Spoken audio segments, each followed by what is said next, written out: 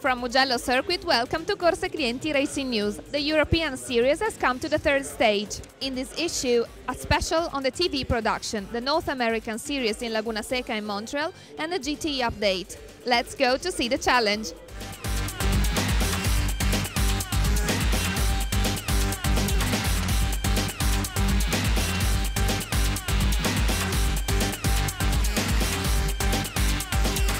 At the start of race 1 in Trofeo Pirelli, Balzan keeps the lead, while Blancardi overtakes Scriabin.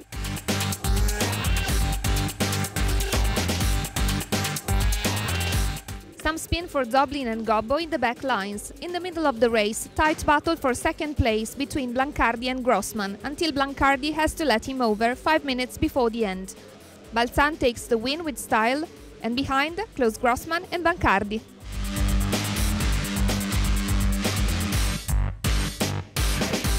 Ero molto ottimista e oggi comunque la gara sono stato molto attento ai primi 2-3 giri a non stressare troppo le gomme, perché quel Mugello è facile, veramente contento sia per il mio primo posto che poi anche per il mio compagno di squadra.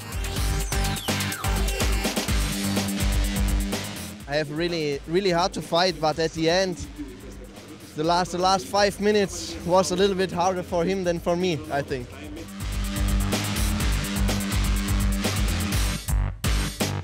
In Trofeo Pirelli Race 2, Balzan keeps the lead again, but it's behind him that the real fight goes on between Grossman and Blancardi.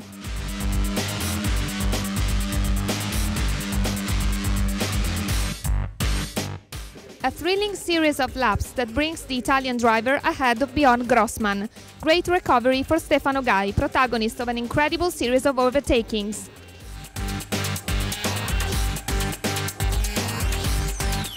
È stata una gara molto diversa da quella di stamattina, dove avevo fatto un po' più di attenzione ai pneumatici, però vogliamo far bene ancora per tutta la stagione.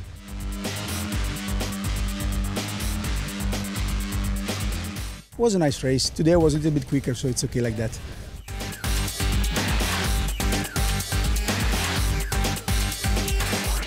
Race 1 in Coppa Shell saw a spectacular accident at the start involving Tsiplakov, Rizzuto and Raffaeli.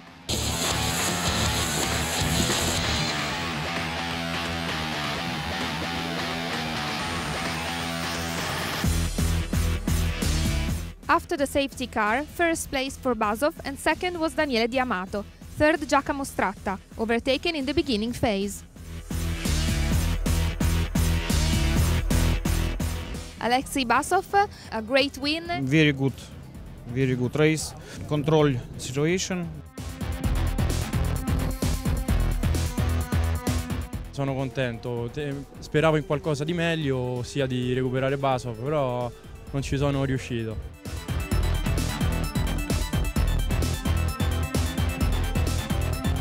In Coppa Shell Race 2, Stratta started third, overtakes Giannoni, and then, to catch Basov, he tries to overtake him and then they go out.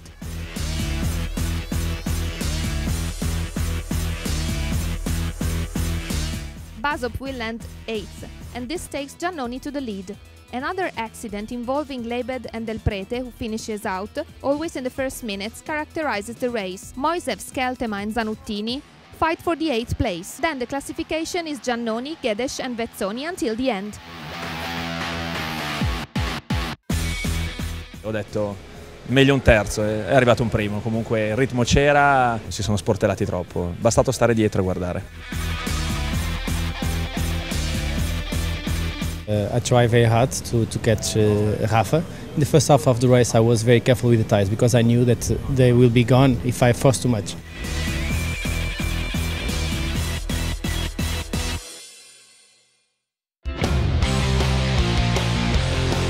An in-depth of the TV Challenge production. From here, Challenge races are broadcast in almost 80 countries in the world, live or delayed.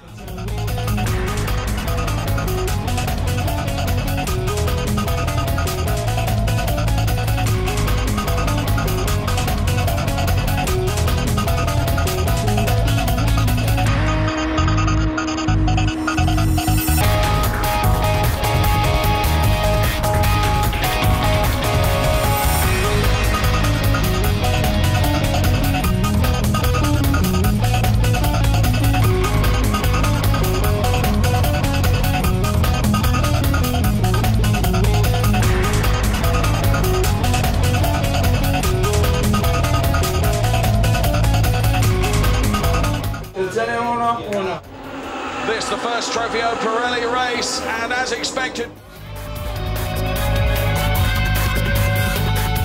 Attenzione alla 2.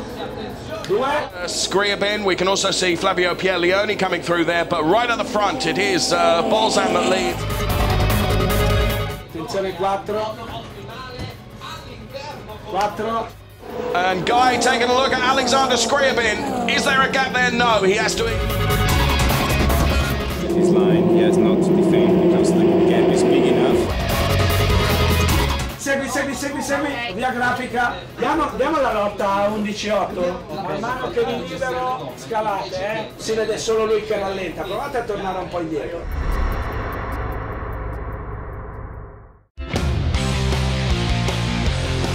Laguna Seca and Montreal were two very exciting races, one of them held during Formula One Canadian Grand Prix.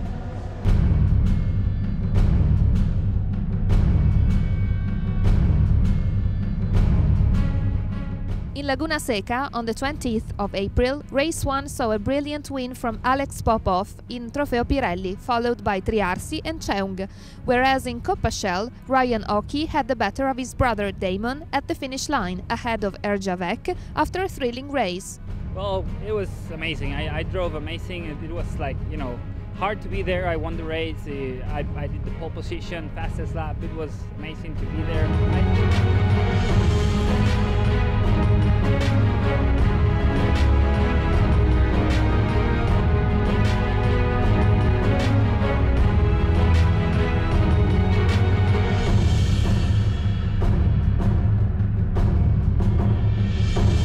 Started in second, finished off in second. Alex is a fantastic driver. We stayed together throughout the whole race, and feeling really great now. I know I'm competitive with Alex, so just going to try for first place tomorrow. Race 2 was marked by a spectacular accident from Ryan Oki at the famous corkscrew corner, with no consequences. Win for Alex Popov again, ahead of Triarsi. Coppa Shell win for Herjavec, followed by Damon Oki and Maurizio Scala. Oh, this is by far the most fun I've ever had. This is just such a well-run event and such a pleasure to be here. It's more fun when I win, though.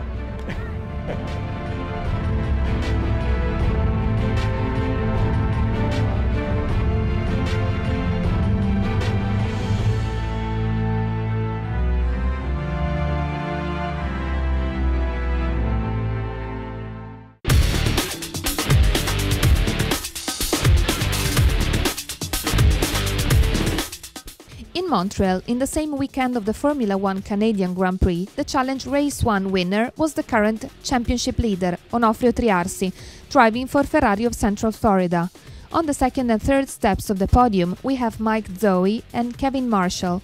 As for the gentleman drivers in the Coppa Shell, victory went to pole sitter Jose Valera, first overall across the line, ahead of Damon Oki and Darren Crystal. With the second day of racing at the Gilles Villeneuve circuit, the curtain came down on the fourth round of the season North American Ferrari Challenge Trofeo Pirelli. In the Trofeo Pirelli category, Onofrio Triarsi confirmed his leadership, crossing the line ahead of Mike Zoe and Ryan Oki.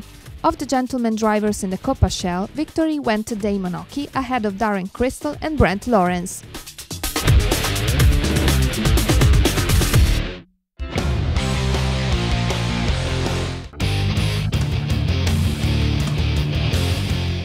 Thrilling race at Spa on the 5th of May for the second stage of the World Endurance Championship, with 7 Ferraris entered. Best result for the 458 GT2 with Fisichella and Bruni.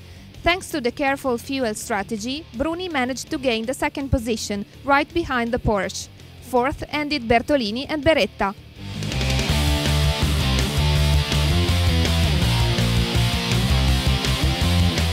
The Spa 6 Hours was a very closely contested race. How did it go for Beretta-Bertolini duo?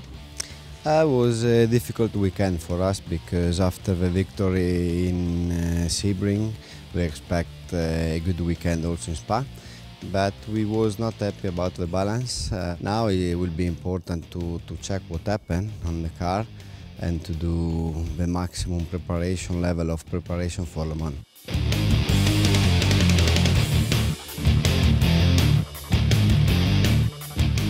A summary of the first 2 races with the World Endurance Championship with Ferrari at Sebring and Spa.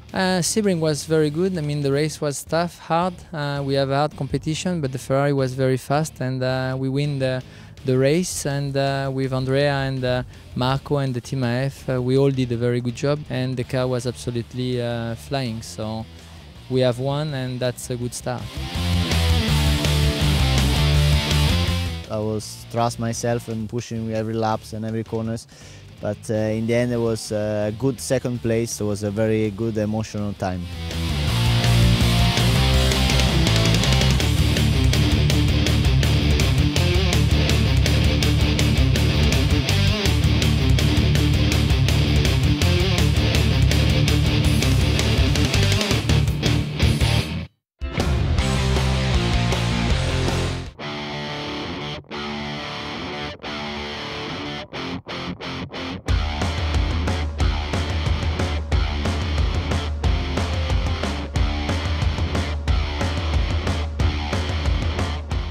In GT3, the third round was held at Navarra on the 27th of May. The duo of Guy Lyons climbed the second step of the podium in race 1, together with the race 2 results. This let AF Corse team gain the head of the team's classification. Let's go ask Stefano Guy.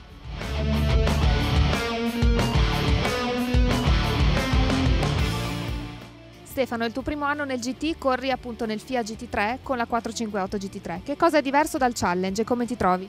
Abbiamo principalmente una macchina molto più da corsa rispetto a quella del Ferrari Challenge, che è una macchina apparentemente derivata dalla serie. È una macchina che ti impegna un pochettino di più, in quanto appunto il Challenge si muove molto di più a differenza del GT3. A Nogaro e a Navarra hai fatto delle buone prestazioni, contribuendo a portare il team AF Corse in testa alla classifica team. Il secondo posto dopo uno stint condotto tutto il tempo in testa è stato un ottimo risultato. Se riusciamo ad ottenere delle bride un pochettino più larghe, la macchina ha un potenziale che forse è superiore, anzi senza forse, alle altre vetture. Many races to come in these weeks for the GT and the Challenge, so stay tuned!